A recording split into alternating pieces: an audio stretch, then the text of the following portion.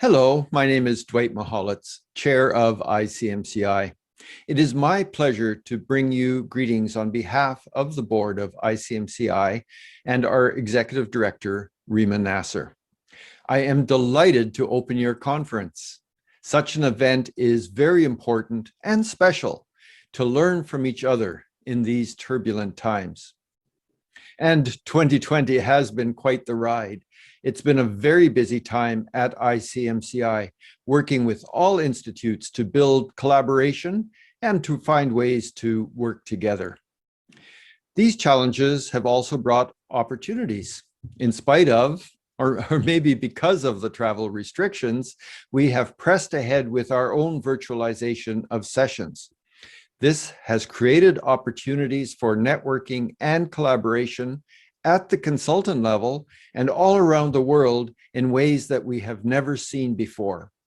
Personally, I have attended more workshops and events around the world than I ever could have imagined being possible in 2019.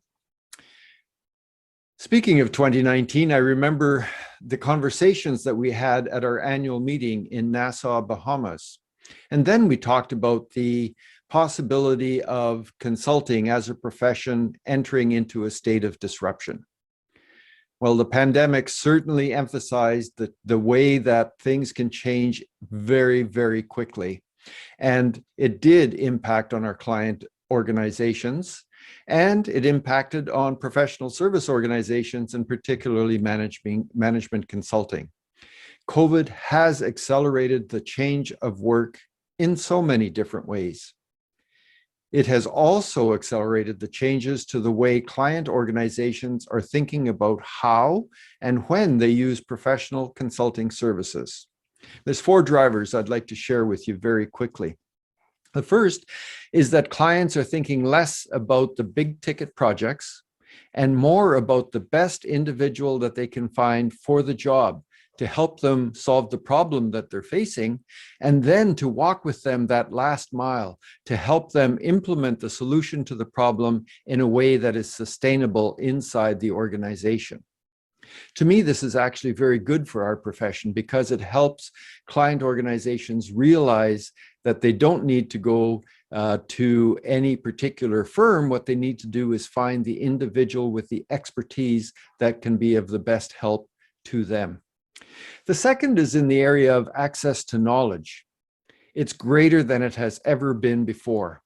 Using social media, search engines, it's possible to get access to knowledge in a way that is absolutely mind-boggling. Augmented intelligence is here to stay.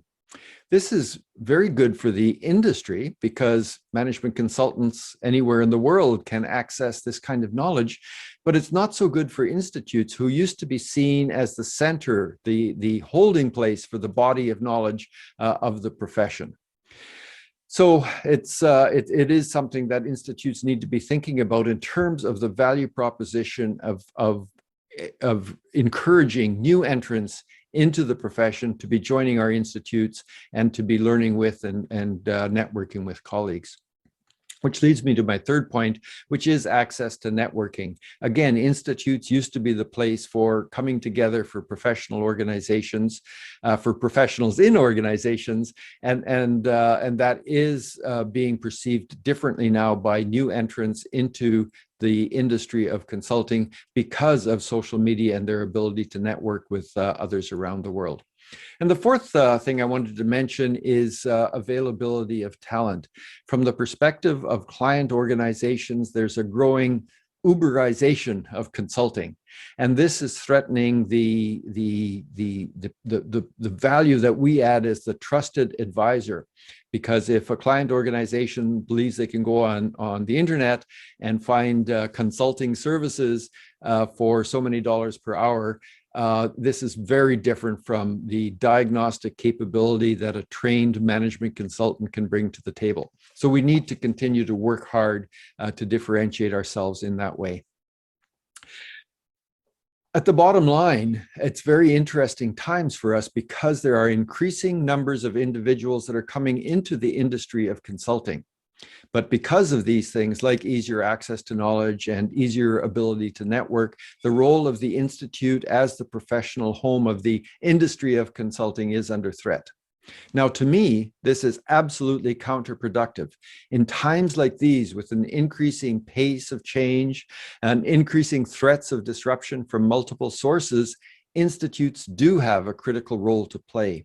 The ability to network, to share experiences and ideas, to improve on best practices, and to keep abreast of all of the latest changes. These all require a mechanism, such as an institute, to bring consultants together. So our challenge is to demonstrate to new entrants and to existing members that we can create value for them. And how we do that will require some out-of-the-box thinking. I'm always excited when our best thinkers come together at events like these to share information and to think about how we can improve our reach as consultants and as institutes and in whichever other ways that we can imagine.